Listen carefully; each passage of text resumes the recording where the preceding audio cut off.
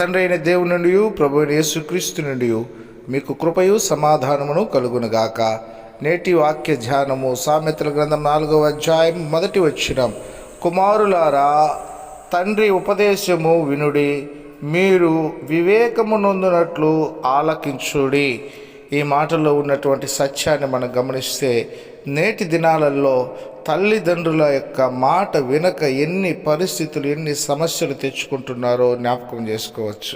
ప్రతి తండ్రి, ప్రతి తల్లి తన బిడ్డలకు మేలు కోరే కష్టముతోనైనటువంటి మాటలు చెప్పవచ్చు, కానీ ఆ కష్టము వెనక ఎంతో ఆశీర్వాదము, మేలు దాగి ఉండదని మర్చిపోవద్దు.